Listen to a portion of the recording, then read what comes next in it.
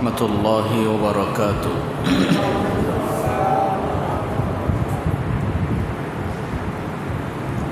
الحمد لله الذي رفع شعائر الإسلام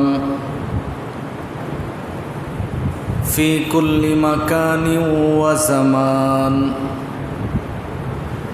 والصلاة والسلام على أشرف الأنبياء محمد وعلى آله وصحبه ما دامت الملوان، ونشهد أن لا إله إلا الله وحده لا شريك له، ونشهد أن سيدنا وسندنا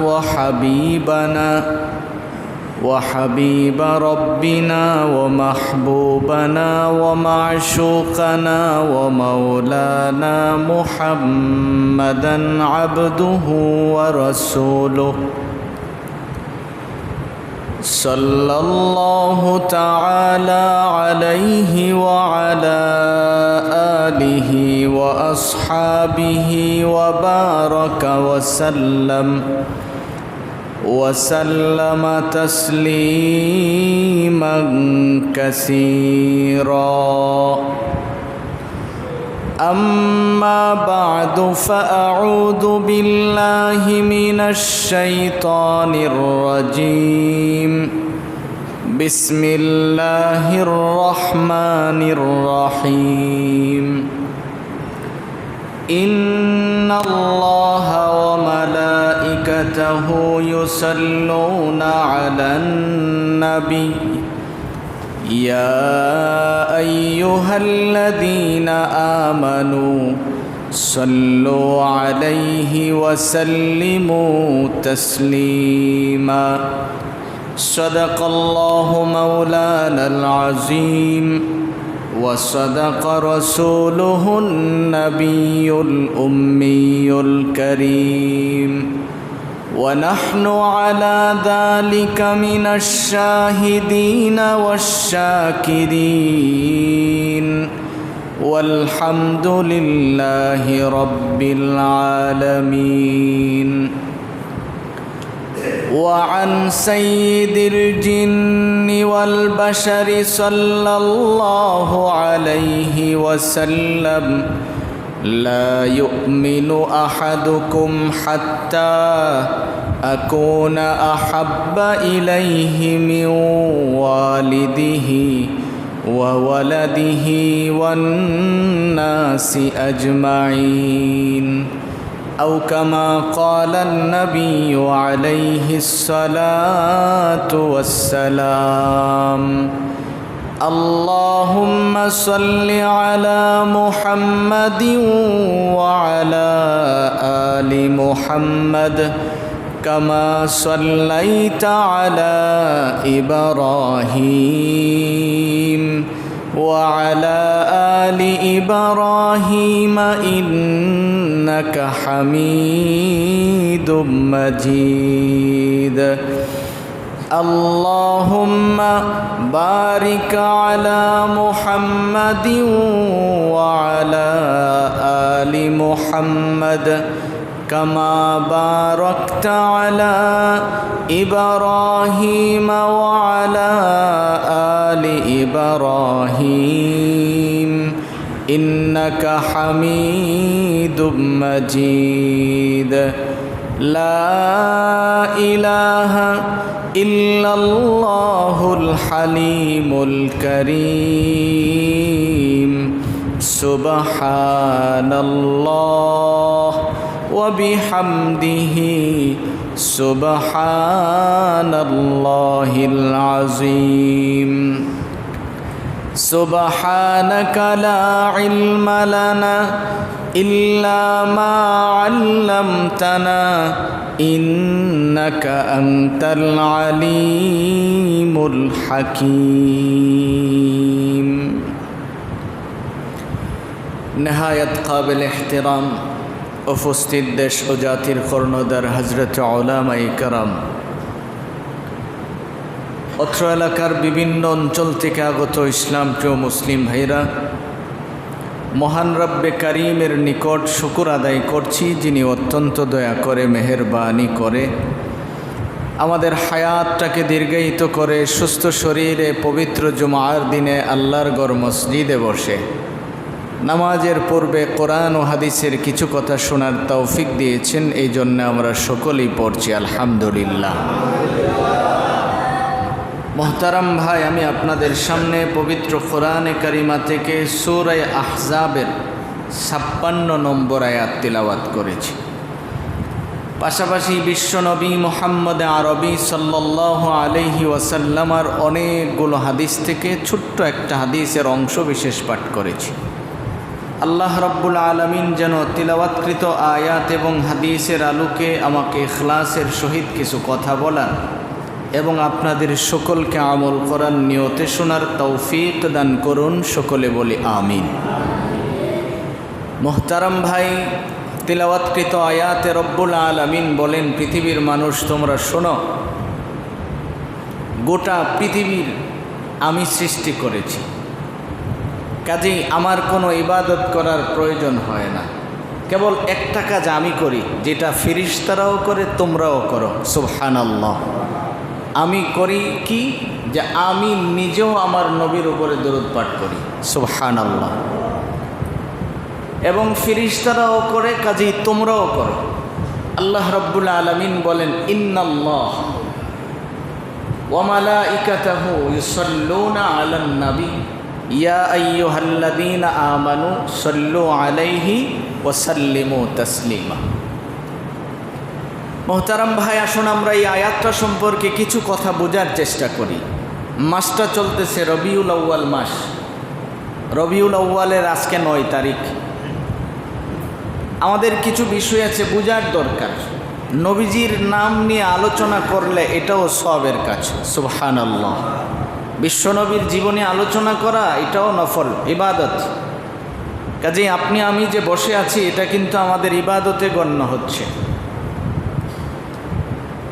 আল্লাহর নবী বিশ্বনবী মুহাম্মদ আরবি সাল্লাল্লাহু আলাইহি ওয়াসাল্লামার ভালোবাসা যদি কোনো মানুষের হৃদয়ে থাকে, পূর্ণ যদি না হয়, তো ভালোবাসাটা কি পরিমাণের হবে মাপকাঠি দিয়েছেন হাদিস শরীফের মধ্যে। নবীজি বলেছেন, জীবনে চলতে গিয়ে মানুষের অনেক কিছুর প্রতি তার ভালোবাসা জন্মায়। সন্তানের প্রতি মা বাবার ভালোবাসা আছে, সংসারের প্রতি নিজের ভালোবাসা আছে, আত্মীয় স্বজনের প্রতি ভালোবাসা আছে। আল্লাহর নবী বলেন যে সমস্ত কিছুর চেয়ে তোমার মা বাবা, তোমার স্ত্রী সন্তান, তোমার সংসার, তোমার সম্পদ, সব কিছুর চেয়ে যদি আমি নবীর ভালোবাসা বেশি না হয়, ততক্ষণে তুমি পূর্ণ ঈমানওয়ালা হতে পারবে না। এবার আপনি একটু হিসাব মিলান।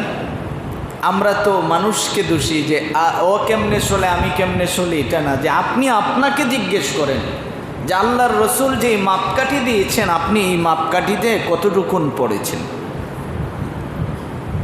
আমার হৃদয়ে নবীজির ভালোবাসার চেয়ে অন্য কোনো জিনিসের ভালোবাসা যদি থাকে, তাহলে আমি কি না, মুমিন নয়। আল্লাহর নবী বলেন, লা ইউমিনু আহাদুকুম হাত্তা আকুনা আহাব্বা ইলাইহি মিন ওয়ালিদিহি ওয়া ওয়ালাদিহি ওয়ান নাসি আজমাইন। রসুল বলেন যে ততক্ষণ পর্যন্ত একজন মানুষ পরিপূর্ণ মুমিন হতে পারবে না, যতক্ষণ পর্যন্ত আল্লাহর নবীর ভালোবাসা সব কিছুর চেয়ে বেশি না হবে। তা আপনি এখন হিসাব করে দেখেন যে আমার দুনিয়া একদিকে আর আমার নবী একদিকে। রব্বুল আলামিন দাঁড় করিয়েছেন দুনিয়ার মোকাবেলা নয়, আমার জানের চেয়েও নবীকে কি করতে হবে, বেশি ভালোবাসতে হবে। এটাই হলো তার বাস্তবতা। সাহাবা ইকরাম রাদিয়াল্লাহু তাআলা আনহুমা, ওনারা এত দামি কেন হয়েছে? দামি হওয়ার মূল একটা কারণ ছিল যে তারা তাদের নিজের জীবনের চেয়ে নবীকে বেশি ভালোবাসতেন। নবীজির ছোট্ট একজন সাহাবী, তাফসীরের কিতাবের মধ্যে আসছে, তলহা বিন ওয়ারা, একদম ছোট্ট, 6 থেকে 8 বছর বয়স, বাবার সাথে নবীজির সামনে যায়। জেটাগ্রামের ভাইরা, আমি আপনাদেরকে জিজ্ঞেস করি যে আপনারা যখন দেখেন এলাকাতে কোনো বুজুর্গ আলেম আসে, উচিত তো ছিল আপনার ছোটো বাচ্চাটাকে তার কাছে নিয়ে দাঁড় করানো, ওনার কাছে যে হুজুর আপনি একটু দোয়া করে দেন। কারণ কোনো একজন বুজুর্গের দোয়ার কারণে আল্লাহ রাব্বুল আলামিন যদি আমার এই সন্তানটাকে কবুল করেন, আমরা নিজেরাই তো যাই না, আর সন্তান নিয়ে যাবো কোন সময়? তলহা বিন ওয়ারা বাবার সাথে, বাবার নাম ওয়ারা, সন্তানের নাম তলহা, বাবার সাথে নবীজির কাছে যায়। এখন সামনাসামনি যায় যখন বিশ্বনবীর সামনে বসে বসে কথাগুলি শুনে, নবীজিও তার দিকে নজর করে করে তাকায়া থাকে। আল্লাহর নবীর রহমতের নজর তার উপরে যখন পড়ছে, তার হৃদয়ে এত পরিমাণে নবীজির ভালোবাসা জন্মাইছে।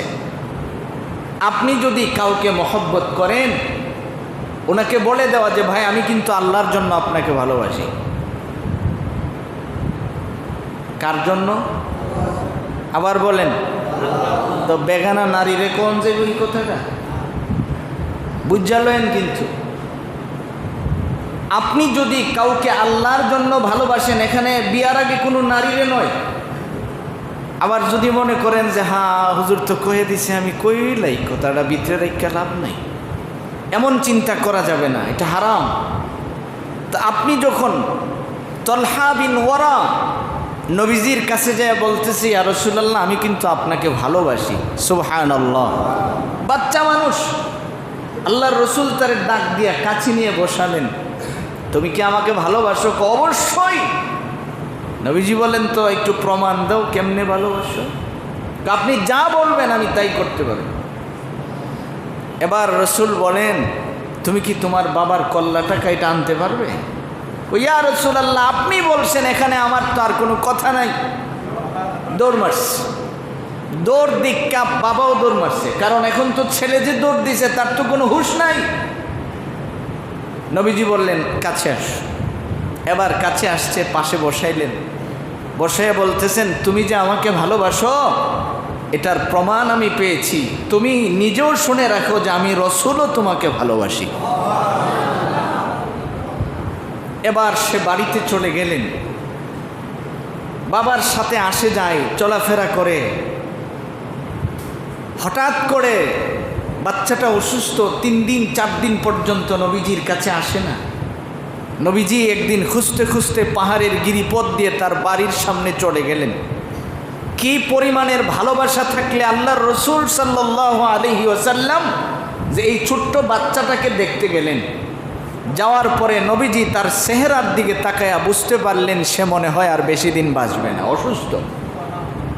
রসুল তার বাবাকে বললেন, তোমার সন্তান যদি ইন্তেকাল হয় আমাকে কিন্তু খবর দিবা, আমি নিজে আসব, কারণ সে আমাকে ভালোবাসে, আমিও তাকে ভালোবাসি, কাজেই আমি নিজে তার জানাজা পড়ায় দাফন করব, তুমি আমাকে খবর দিবে। চলে আসছেন নবীজি। রাতের অন্ধকারে ছেলেটার ইন্তেকাল হয়েছে।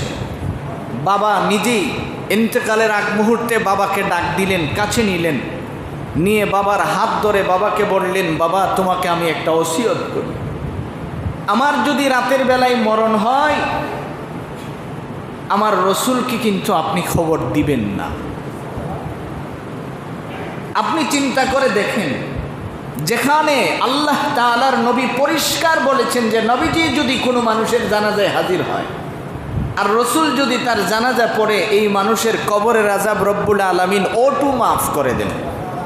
সেখানেই বাচ্চাটা তার বাবাকে, ভালোবাসা কাকে বলে আগে বুঝেন, বাবাকে ওসিয়ত করছে, বাবা রাতের অন্ধকারে যদি আমার ইন্তেকাল হয় আমার রসুলকে তুমি জানাইবা না। তো বাবা বললেন, সবাই নবীজির জানাজা পেতে চায় আর তুমি চাও না, তার কারণটা কি? সে বলল, বাবা মক্কাতে তো আমার রসুলের বন্ধুর চেয়ে শত্রুর সংখ্যা অনেক বেশি, রাতের অন্ধকারে যদি নবীজি পাহাড়ের গিরিপথ দিয়ে আমার বাড়িতে আসে, কেউ না কেউ যদি রসুলকে আক্রমণ করে ফেলে। বাবা এবার সন্তানকে নিজেই কাফন পরালেন, দাফন করলেন। কিছুদিন পরে নবীজির কাছে সংবাদ গেল। যাওয়ার পরে রসুল জিজ্ঞেস করলেন যে তোমার ছেলের ইন্তেকাল হয়েছে, কিন্তু তুমি আমাকে কেন জানালে না? তখন ওয়ারা বললেন, রসুল আমার ছেলে তলহা আমাকে এই ওসিয়তগুলি করেছেন। আল্লাহর নবীর চোখ থেকে গড়ায়া গড়ায়া পানি পড়তেছিল। জিবরাইল আইসা শুনাইলেন, ইয়া রাসূলুল্লাহ, কার জন্য কাঁদেন? আপনার ওই সাহাবীকে তো আল্লাহ তাআলা আপনার ভালোবাসার খাতিরে জান্নাত দিয়ে দিয়েছেন। এটা হলো ভালোবাসার নিদর্শন। এই জন্যে আমার ভাই রব্বুল আলামিন বলেন যে তুমি যদি তোমার রসুলকে ভালোবাসো তাহলে তুমি নবীজির উপরে বেশি বেশি করে দরুদ শরীফ পাঠ করো। কি পাঠ করো? দরুদ শরীফ।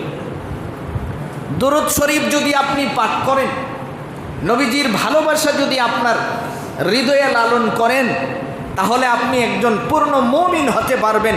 বিশ্বনবীর ভালোবাসা ছাড়া মুমিন হওয়ার কোনো অপশন নাই, কোনো সুযোগ নাই, ভিন্ন কোনো সিস্টেমও নাই। কারণ নবীজির ভালোবাসার দ্বারা মানুষের দাম অনেক বাড়ে। ভালোবাসার দ্বারা কি হয়? অনেক বাড়ে। ইতিহাস আপনারা জানেন, আবু তালিব নবীকে ভালোবাসতেন, কিন্তু ঈমান না আনার কারণে সে জান্নাত পায় নাই। তাফসীরের কিতাবে আসছে জাহান্নাম থেকেও তারে আযাব দিয়ে রাখছেন, কিন্তু তারপরও কিছু কিছু সময় তাকে আল্লাহ তাআলা সোমবার দিন জান্নাতি খাবার খাওয়ার ব্যবস্থা করে দিয়েছেন। কেন? কারণ তার বাদী সুয়াইবা আয়েশা তাকে শুনিয়েছিল যে দেখো, তোমার ভাই যে ছিল আব্দুল্লাহ, এই আব্দুল্লাহ ইন্তেকালের পরে তার স্ত্রীর গর্ভ থেকে তোমার একটা ভাতিজা জন্ম নিয়েছে যার নাম মুহাম্মদ। এই যে জন্ম নিয়েছে, এই কথাটা শুই না সে খুশি হয়েছে। খুশি হইয়া এই শাহাদত আঙ্গুলি দিয়ে ইশারা করে বলছে যে আমি যে খুশি হয়েছি, আর তুমি যে আমারে এত খুশির একটা সুসংবাদ দিয়েছ, আমার কাছে এই মুহূর্তে তো কিছু নাই, আমি তোমাকে কি দিব? আঙ্গুল দিয়ে ইশারা করে বললেন, যাও, তোমাকে আজকের থেকে আমি আজাদ করে দিলাম। কি করে দিলাম? গোলাম আজাদ করে দিয়েছে খুশি হয়ে। তো নবীজির জন্মে খুশি হওয়া এটা মুমিনের আলামত, মিছিল করা নয়। খুশি হওয়া কি মুমিনের আলামত। কারণ নবীজি দুনিয়াতে আগমন করছেন, এটা অবশ্যই আমার খুশির বিষয়, কারণ আমার নবী তো কায়নাতের জন্য রহমত। তো আমি যদি খুশি না হয়, আমি তো মুমিন হতে পারতেছি না। মুমিন হতে গেলে নবীজির আগমনে আমরা খুশি। সবাই খুশি না? খুশি, অবশ্যই খুশি। কারণ খুশি যদি না হয় তাহলে আমি মুমিন হতে পারবো না। ইতিহাস যাই পিছনে, নবীজি দুনিয়াতে আগমন করেছেন, দীর্ঘ সময় ছিলেন, ইসলাম ধর্মের প্রচার করেছেন 23 বছর। বনি ইসরাইলের বিভিন্ন কিতাবাদির পণ্ডিত ছিলেন। ওই কিতাব পড়তে পড়তে ধারাবাহিক তাদেরই বংশধর একজন ইহুদি এখনো মুসলমান হয় নাই। মুস্তাদরাক লিল হাকিম নামক কিতাবের মধ্যে পাওয়া যায় যে ওই ব্যক্তিটা তাওরাত কিতাব পড়তে পারে, তারই যোগ্যতা আছে। তাওরাত কিতাব খুলে খুলে পড়ে, হঠাৎ করে দেখতেছে যে এক জায়গায় মুহাম্মদ এই শব্দটা লেখা। জোরে বলুন সাল্লাল্লাহু আলাইহি ওয়াসাল্লাম। এই শব্দটা দেখার পরে ইহুদি তো পণ্ডিত, তাওরাত কিতাব পড়ে বসে বসে সে চিন্তা করতেছে, যা আমিও দেখছি আর যেন কেউ না দেখে, কলম দিয়ে এটা কাইটা দিচ্ছে। কাইটা দিয়া রাগে কিতাব বন্ধ করে থয়ে গেছে, আর ফটতামই না যেই কিতাবে মুহাম্মদের নাম আছে। পরের দিন কিতাব খুলে দেখে যে আরো 3 জায়গায় এই শব্দ লেখা। সুবহানাল্লাহ। কয় জায়গায়? ও কাটছিল কয় জায়গায়? এক জায়গায়। এন্ড পরের দিন দেখে আরো 3 জায়গায় লেখা। 3 জায়গায় কাটছে। শুধু কাটছে না, তাফসীরের কিতাবের মধ্যে আসছে একবারে কাগজটা সহ কেটে লিখছে, এই জায়গা তার রাখতাম না। রাগে কিতাব রাইখে গেছে। এরপরের দিন আইসা দেখে 6 জায়গায় লেখা। ও কাটে 1 গুণ, বারে কয় গুণ? 3 গুণ। তো এরপরের দিন আইসা দেখে 9 জায়গায় লেখা।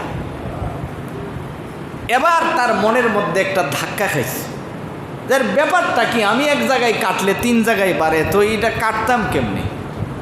চলে গেল তাদের ইহুদি বড় আলেমের কাছে, পাদ্রীর কাছে। যায়া বলতেছে, হুয়া মুহাম্মদ। মুহাম্মদ কে?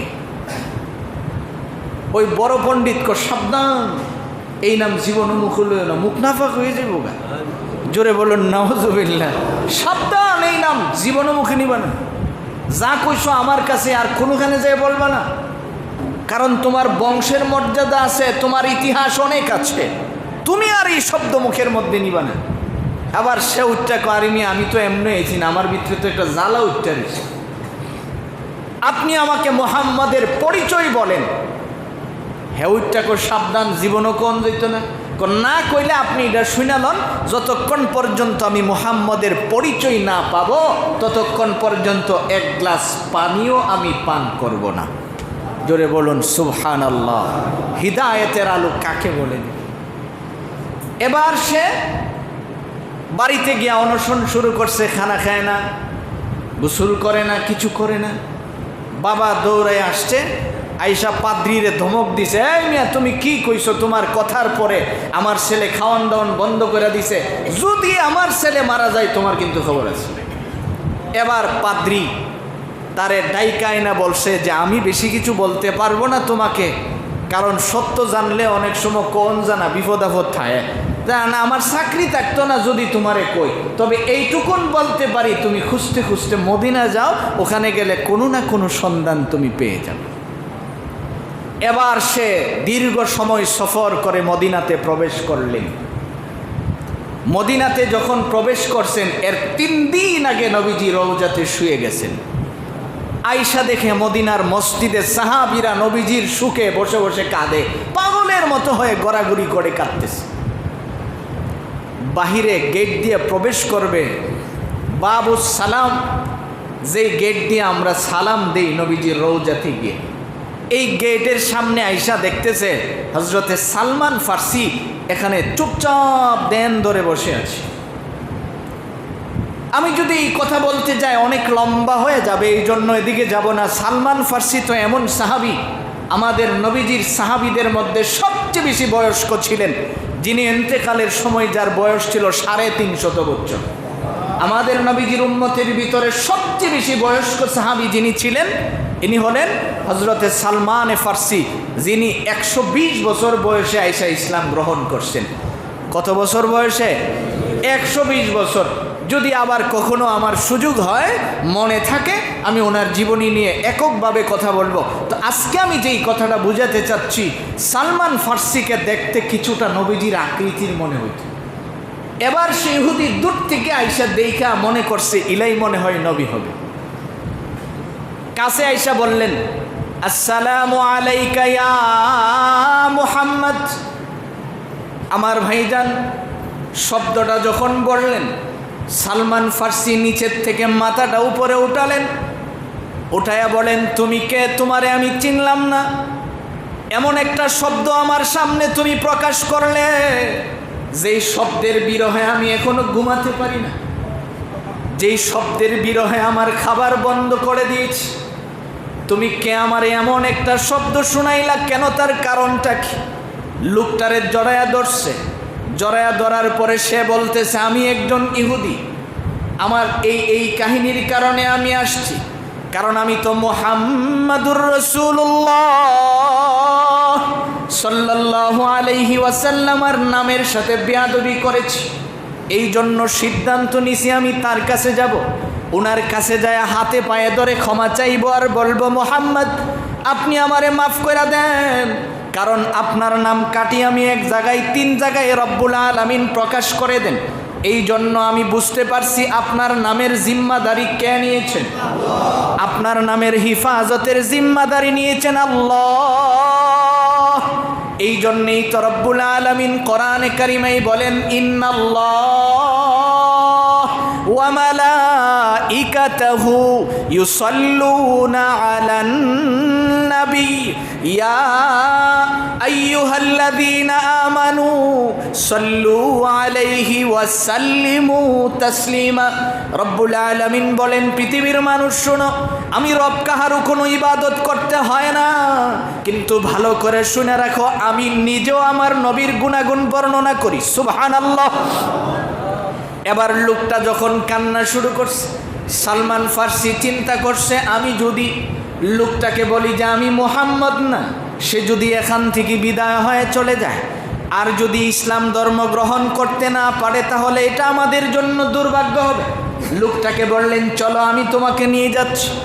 কোথায় নিয়ে যাচ্ছি এই কথাটা বলে নাই, আস্তে আস্তে কদম দিয়ে দিয়ে মসজিদে নববীর ভিতরে প্রবেশ করলেন। ওখানে যাওয়ার পরে লোকটা দেখলেন অনেকগুলি মানুষ এখানে বসে আছে, এবার দূর থেকে সালাম দিলেন, আসসালামু আলাইকা মান মুহাম্মদ, আপনাদের ভিতর থেকে মুহাম্মদ যিনি তার উপরে আমার শত সহস্র সালাম। এই কথাটা যখন জবান দিয়ে বললেন, সাহাবীরা হাউমাউ করে কান্না শুরু করলেন। এবার লোকটা সালমান ফার্সিকে জড়ায়া ধরে বলেন, ভাই আপনি আমার একটু খুলাসা করেন, আমি যখন আইসা সালাম দেয়ার মুহাম্মাদুর রাসূলুল্লাহ সাল্লাল্লাহু আলাইহি ওয়াসাল্লাম নামটা যখন আমার জবান থেকে বের হয়, সবাই হাউমাউ করে কাঁদে কেন? তার কান্নার কারণটা কি? এবার সালমানে ফার্সি নবীজির রওজাটা দেখায়া বলেন, তুমি যারে সালাম দাও তিনি তো আর জমিনে নাই, ওই যে দেখো রওজাতুল আতহারের ভিতরে ঘুমায় আছেন। লোকটা এবার হাউমাউ করে কাঁদে আর বলে, রব, আয় রব, যেই নামের সাথে বিয়াদবি করলাম, ওই নামের সাথে বিয়াদবির কারণে আসছিলাম, তারে দেখা আমি ইসলাম ধর্ম গ্রহণ করব। কিন্তু আমার মতো হতভাগা তো আর কেউ নাই, আমি তো তারে দেখতেও পারলাম না, ক্ষমাও নিতে পারলাম না। জমিনে পড়ে হাউমাউ করে কাঁদতেছেন। ওর কান্না দেখে সালমান ফার্সি লোকটাকে দাঁড় করালেন, এবার জড়ায়া ধরে বললেন, তুমি কান্না বন্ধ করো, তোমার কাঁদতে হবে না, কান্না বন্ধ করো। এবার লোকটা বলেন, তাহলে আমাকে মুহাম্মাদুর রাসূলুল্লাহ সাল্লাল্লাহু আলাইহি ওয়াসাল্লামের স্মৃতি হিসাবে আপনার কাছে যদি মওজুদ কোনো জিনিস থাকে আমাকে দেন, যেটা দেখে আমি নবীজির ঘ্রাণ নিতে পারবো। এবার সালমানে ফার্সি হযরতে আলীকে বললেন, আলী, আপনি যায়া ফাতিমার কাছ থেকে নবীজির জুব্বা মুবারক নিয়ে আসেন, যেটা তার কাছে হাদিয়া রাখা হয়েছে। তবে হাদিয়াটাও তার না, এটা ওয়াইস করণীর জন্য হাদিয়া রাখা হয়েছে। আপনি আনেন, আমি এটা একটু তারে দেখাতে চাই। এবার সালমান ফার্সির কথা অনুযায়ী হযরতে আলী যখন নবীজির জুব্বাটা তার সামনে আনলেন, তাফসীরের কিতাবের মধ্যে লেখা হয়, আল্লাহর বান্দা নবীজির জুব্বা মুবারক হাতে নিলেন, একবার মুখে নিয়ে চুমু খায়, আবার চোখের মধ্যে লাগায়, এবার আসমানের দিকে তাকায় কয়, আল্লাহ, তোমার নবীরে আমি দেখলাম না, কিন্তু যেই চোখ দিয়ে আমি তোমার নবীর জুব্বা দেখছি, আয় রব, এই চোখ দিয়ে আমি আর জীবনের শেষবারের মতো দুনিয়ার কোনো আলো দেখতে চাই না। যেই চোখে আমি নবীজির জুব্বা দেখছি, আর এই চোখের আলোটা আমি আর চাই না, রব তুমি উঠায় নাও, কারণ আমি যেন আল্লাহর দরবারে দাঁড়ায় এই কথাটা বলতে পারি, রব আমার জীবনের শেষ দেখাটা ছিল তোমার নবীর জুব্বা। চট্টগ্রামের ভাইরা ভালো করে বুঝেন ভালোবাসা কাকে বলে। ওই লোকটা এখনো ইসলাম ধর্ম গ্রহণ করেন নাই, এবার নবীজির জুব্বাটা উপরে উঠায়া হুয়া হুয়া বলে কান্নাকাটি শুরু করলেন। এবার সালমান ফার্সির হাত ধরে কালিমা পড়ে মুসলমান হয়ে গেলেন। তাফসীরের কিতাবের মধ্যে আসছে, এবার সে মুসলমান হওয়ার পরে একটা চিৎকার দিয়ে বললেন, রব, জীবনে আমি নবীর রওজা দেখছি আর চোখটা আর চায় না, কিন্তু যেই আশা নিয়ে নবীর কাছে আসছিলাম ওই আশাটা যখন পূর্ণ হলো না, আর জমিনেও তাকতে চায় না। চিৎকার মারলেন, সাথে সাথে শাহাদত বরণ করলেন। সুবহানাল্লাহ। এটা হলো আশিক রাসূলের নমুনা। এই জন্য আল্লাহর নবী বলেন, লা ইউমিনু আহাদুকুম হাত্তা আকুনা আহাব্বা ইলাইহি মিন ওয়ালিদিহি ওয়া ওয়ালাদিহি ওয়ান নাসি আজমাইন। নবীজি বলেন, উম্মত শোনো, তুমি যদি আমার ভালোবাসা হৃদয়ে লালন করো, এবার তুমি মাপকাঠি লাগাও যে ভালোবাসাটা তোমার সমস্ত কিছুর চেয়ে বেশি আছে কিনা। সুবহানাল্লাহ। একটু আপনি হিসাব করলেই দেখবেন যে আপনার আমার ভালোবাসা বিশ্ব নবীর চেয়ে যদি কোনো জিনিসের বেশি থাকে, তাহলে এটাকে ভালোবাসা বলে না, এটা আশিক রসুলের কাজ নয়।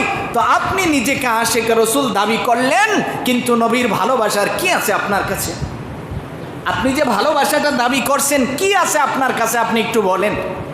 একটু হিসাব মিলাবেন যে এটা আমার জীবনের সবচেয়ে বড় পাথে, আমার আর কিছুই থাকলো না, যদি নবীর ভালোবাসা নিয়ে আমি কবরে যেতে পারি, আল্লাহ তাআলা আমাকে মাফ করে দিবেন। এটা যদি আমার না থাকে, তাহলে আমি একজন মুসলিম, আমার সম্বলটা আর কি আছে? সাহাবীরা তো এটাকে সম্বল বানিয়েছেন যে আমার ভিতরে আর কিছুই নাই, কিন্তু নবীজির ভালোবাসা তো আছে। আবু বকরের ইতিহাস তালাশ করে দেখেন না, নবীজি তো পরিষ্কার বলছেন যে আমার সমস্ত সাহাবীদের প্রতিদান আমি দিতে পারছি, কিন্তু একমাত্র আমার আবু বকরের কোনো প্রতিদান আমি এখনো দিতে পারি নাই। কেন? কারণ আবু বকরের ভালোবাসা ছিল ভরপুর। সাইয়েদনা আবু বকরের সম্পদ ছিল না, কিন্তু তার ভালোবাসা ছিল। আবু বকরের কিছুই ছিল না, কিন্তু ভালোবাসাই ভরপুর ছিল। কেমন ভালোবাসা ছিল?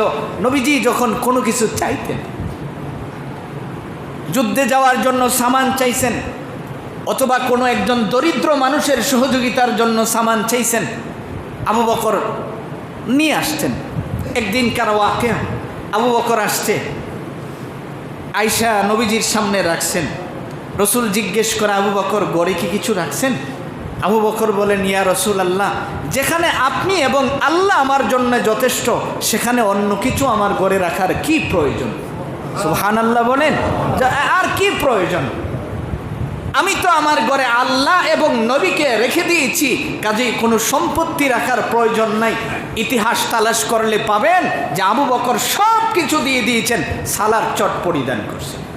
জিবরাইল নবীজির সামনে যতবার এসেছেন, দাহিয়ায়ে কলবি সাহাবীর বেশ ধারণ করে জিবরাইল আসতেন। শুধু 3 বার আপন চেহারা নবীকে দেখিয়েছেন। কয়বার দেখিয়েছেন? 3 বার শুধু নিজের চেহারাটা নবীকে দেখিয়েছেন। বাকি সব সময় দাহিয়ায়ে কলবির বেশ ধারণ করে আসতেন। কিন্তু ওই দিন যে আসতেন, জিবরাইলের শরীরে ছালার চট পড়া। জিজ্ঞেস করে, কি ব্যাপার, ভাবটা এমন কেন ধরলা? এবার নবীজিকে জিবরাইল কয়, রসুল আমার দিকে না তাকায়া আপনি আপনার আবু বকরের দিকে আগে তাকান। আবু বকর নিজের পোশাকটা পর্যন্ত নবীকে দিয়ে দিয়েছেন, সালার চট পরিধান করছেন। শুধু আমি না, আসমানের যত ফেরেশতা আছে সকলকে আল্লাহ সালার চট পরিধান করিয়েছে। এটা হলো ভালোবাসা। আর আমি আপনি তো ধোঁকাবাজ। সাহাবীদের ভালোবাসা ছিল হৃদয় থেকে, আর আমার আপনার এই জবানের মধ্য থেকে। সাহাবীদের ভালোবাসা ছিল অন্তর থেকে, আর আমার আপনার ভালোবাসা শুধু এই টুট থেকে। মুখ দিয়ে কথা বললে ফেরা ওঠায় আমরা নবীকে ভালোবাসি, এটা করি ওইটা করি, কিন্তু চেহারার দিকে তাকাইলেই বোঝা যায় না যে এলা আশিকে রাসূল। এই জন্য মোহতারাম ভাই, হিসাব মিলানোর সময় কি নিয়ে আপনি কবরে যাবেন, কি নিয়ে আপনি যাবেন, এটা আপনি আপনাকে জিজ্ঞেস করেন। যদি খালি নবীজির ভালোবাসাটা আপনার হৃদয়ে পূর্ণ থাকে, আল্লাহর কসম করে বলি যে আল্লাহ তাআলা এটার উসিলায় আপনাকে মাফ করে দিবেন। এবার নিজেকে জিজ্ঞেস করেন যে ভালোবাসাটা কিভাবে ঢুকাবেন। সাহাবাই কেরাম ঢুকিয়েছেন। নবীজির নাতি হজরতে হুসাইন, ছোট বাচ্চা, একদম ছোট বাচ্চা, ওমরের ছেলে আব্দুল্লাহ ইবনে ওমরের সাথে খেলাধুলা করে। আমার আপনার ছেলে যখন মানুষকে গালি দেয় তো বিভিন্ন ভাষায় মুখ খারাপ করে গালি দেয়, কিন্তু হুসাইন রাগান্বিত হয়ে ওমরের ছেলে আব্দুল্লাহ ইবনে ওমরকে বলছেন, তুমি তো গোলামের ছেলে, গোলাম। এই শব্দটা যখন বলছে, তখনও মক্কার প্রেসিডেন্ট ওমর। চিন্তা করতে পারেন, বাদশার ছেলেরে গোলামের ছেলে গোলাম বলা কি পরিমাণের দুঃসাহসিকতার ব্যাপার। আপনি যদি খালি মেম্বারের ভূতের এই ধরনের কথা কোন, আপনার অবস্থাটা কি?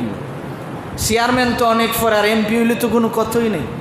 এমপি লাগতো না ভাই সাহেব, এমপির ফিসেতে জুতা লেয়া করে, ইলার অবস্থা একটু খুব খারাপ। তবে আলহামদুলিল্লাহ এই জাতীয় শতানির থেকে আমরা এখন বাচ্চা আছি। ওনার পাওয়ার নাই, জিরুত নেমে আছে, এখন ফলায় থাকে।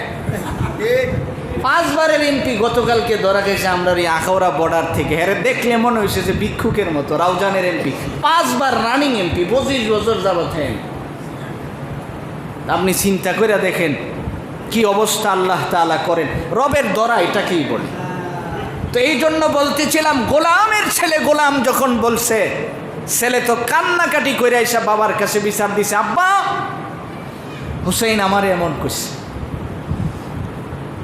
এবার ওমর হুসাইনকে ডাকে নাই। ভালোবাসা কাকে বলে দেখেন, হুসাইনকে ডাকে নাই, কারণ সে তো নবীজির নাতি। আর আপনি আমি হাই হচ্ছেন, হাই রে আল্লাহ, কি অবস্থা যে হুসাইন জি এত সুন্দর নামটাকে পর্যন্ত শুদ্ধ করে ডাকতে পারে না, সে বলে আশিকে রাসূল হয়। জুতা পিটা করা উচিত।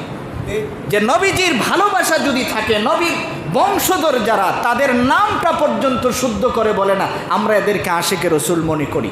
হুসাইন কত সুন্দর নাম, হাসান কত সুন্দর নাম, যে নামগুলি বললে হৃদয়ে প্রশান্তি আসে, আর এইগুলির ভেঙায়া ভেঙায়া ওরা ডাকে। মুসলমান সাবধান হওয়া উচিত এই সকল ক্ষেত্রে, কারণ নাম সুন্দর করে বলা, যদি কেউ নামগুলিকে বিগড়াইয়া বলে তাহলে তার কবিরা গুনাহ হয়। নাম যদি বিগড়াইয়া বলে, মতিউর রহমান ডাক দিয়েছে, এই মুইতা হইল নাম মতিউর রহমান, কত সুন্দর নাম, এই জন্য নাম ভেঙাইয়া কোনোদিন কাউকে ডাকবেন না। এবার চলে গেল হযরত ওমর, কাছে যায় বলেন, আপনি বলে আমার ছেলেকে বলছেন যে গোলামের ছেলে গোলাম। এবার আমার আপনার ছেলে যদি দেখতো যে মেম্বার সাহেব তাইলে জিগাইতো সেগুলো, স্যার জীবন আমি এই কথা খুশি না, মুখ ফুচ্চা পরিষ্কার। কিন্তু হুসাইনজি বলেন, অবশ্যই আমি বলেছি। আপনি কেন বলেছেন? কেন আপনি আমার নানার গোলাম না? সুবহানাল্লাহ। এবার পকেট থেকে কাগজ বের করে দিয়েছেন, কলম বের করে দিয়ে বলেন, আপনি এই কথাটা একটু আমার কাগজে লিখে দিবেন, আর আমি আমার ছেলেদেরকে ওসিয়ত করব, তারা যখন আমাকে কাফন পরাবে আমার কাফনের ভিতরে যেন এই লেখাটা দিয়ে দেয়। হাসরের দিন আমি আমার রবের সামনে দাঁড়ায় যেন বলতে পারি, রব তুমি আমাকে মাফ করে দিবা, কেননা তোমার নবীর নাতি হুসাইন আমাকে বলছে তোমার রসুলের গোলাম আমি ছিলাম। সাক্ষী দিয়েছে হুসাইনজি। এটা ছিল ভালোবাসার বহিঃপ্রকাশ। আল্লাহ তাআলা শুধু ভালোবাসা দেখে বান্দাকে মাফ করেন। বান্দার হৃদয়ের দিকে তাকান, চেহারার দিকে তাকায় না, সম্পত্তির দিকে তাকায় না। রব্বুল আলামিন যদি চেহারা আর সম্পদ দেখতেন তাহলে বেলালকে এত দামি বানাতেন না। এটা ভালোবাসা, এটা হৃদয়ের ব্যাপার। কাজেই আপনি আমি যত মিছিল দেয়ার যাই করি, কিন্তু ভালোবাসাটা আমার হৃদয়ে কদ্দুর আছে এটা আমার কাছেই ভালো জানা আছে। গড়ওয়ালাই ভালো জানে তার গড়ে কি আছে। এই জন্য আল্লাহ তাআলা কয়, ইন্নাল্লাহা ওয়া মালাইকাতাহু ইউসাল্লুনা আলান নবী। এই পৃথিবীর মানুষ তোমরা শোনো, আমি রব ইবাদত করার প্রয়োজন হয় না, কিন্তু আমার নবীর বেলায় আমি নবীর নাম জপি। সুবহানাল্লাহ। আমি নবীর প্রশংসা করি, আমি নবীর গুণগান গাই, আমি আমার রসুলের বহিঃপ্রকাশ তার শব্দগুলি বললে এটা আমার কাছে ভালো লাগে। নবীজির নাম নিয়ে ডাকতে আমার খুব ভালো লাগে। কাজেই তুমি এটা শুনে রাখো, ফিরিশতারাও নবীজির নাম ডাকে, আর তুমিও বিশ্ব নবীকে ডাকো। সুবহানাল্লাহ। তুমিও নবীজির নামটা প্রকাশ করো, কারণ তুমিও নবীজির উপরে দুরূদ শরীফ পাঠ করো। যদি করো তাহলে কি হবে? আল্লাহ তাআলা বলেন যে একবার যদি তুমি আমি নবীজি আমার নবীর নামটা জবান দিয়ে উচ্চারণ করো, আমি তোমার দিকে 10টা রহমতের নজর দিয়ে দিব। একটা মাত্র ইবাদত, যার জন্য উযু গোসলের প্রয়োজন হয় না, শুয়ে রয়েছেন, ঘুম আসে না, পড়তে থাকেন সাল্লাল্লাহু আলাইহি ওয়াসাল্লাম। পড়েন না, নবীজির উপরে দরুদ শরীফ পড়তে থাকেন। দেখবেন এই দরুদ শরীফ পড়ার দ্বারা আপনার হৃদয়ে একটা প্রশান্তি আসবে। দরুদের দ্বারা মানুষের চেহারা উজ্জ্বল হয়। মানুষ যখন বেশি বেশি দরুদ শরীফ পাঠ করে, এই লোকের ইন্তেকালের পরে রব্বুল আলামিন তার চেহারাটা উজ্জ্বল করে দেন, চেহারা সুন্দর হয়ে যায়। কাজেই চেহারা সুন্দর হওয়ার জন্য আপনি এই আমলটা করেন, দরুদ শরীফ বেশি বেশি করে আমরা পড়ি, এবং মরার আগে সকলকে আশেকে রসুল হয়েই মরতে হবে এটা ভিতরে ঢুকাই। আমরা যেই নম্বরের আশেকে রসুল, বিপদে পড়লে তো আমরা আর থাকি না, ভালোবাসা আমগর শেষ। দারুল উলুম দেওবন্দের এক ছাত্র লেখাপড়া করে, সব সময় ক্লাসে বসে এসে বলতো যে আমি যদি নবীজির যুগে আইতাম তাইলে আমি তো সাহাবীর মর্যাদা পেতাম। এই কথাটা সব সময় বলতো। তো সবাই তার এই কথা শুনত।